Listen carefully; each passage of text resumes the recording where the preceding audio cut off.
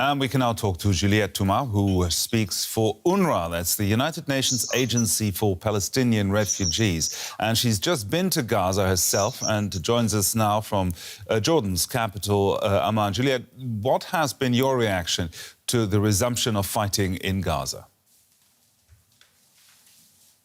Well, we are beyond worried at this stage for the bombardment and airstrikes that have continued across the Gaza Strip, including in the south, where we have teams on the ground, and also the lack of any deliveries today, any deliveries of humanitarian assistance into the Gaza Strip.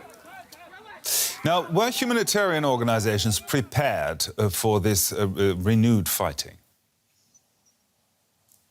Look, we do have some supplies in the Gaza Strip, but we continue to deliver those supplies, and the supplies run out fast, like we've seen in the early days of the war. So the lack of resumption of that humanitarian flow, which we've seen during the pause, is extremely worrying, and it should resume as soon as possible, including the much-needed deliveries of fuel.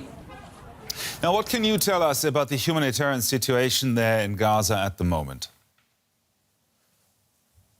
At UNRWA, only at UNRWA, we are hosting more than 1 million people who were forced to flee their homes, and they are in UNRWA shelters across the Gaza Strip.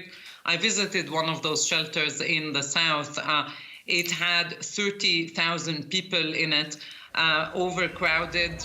People lacked the very basics, and this is before this short pause began.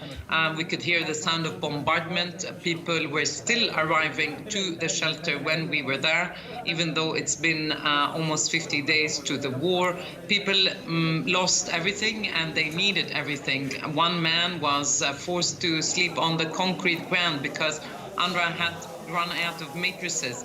Some kids were going around wearing their open shoes because when they moved to the shelter, the weather was still good. When I was there, it had just rained and the temperature has dropped. So people are missing out on everything. This is exactly why the resumption of aid flows into the Gaza Strip is absolutely critical.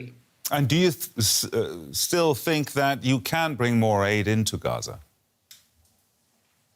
Of course we can. We are ready to bring aid in like we have been over the past weeks. UNRWA is there at the border. We will pick up those trucks of aid, and then we will distribute them to people in need.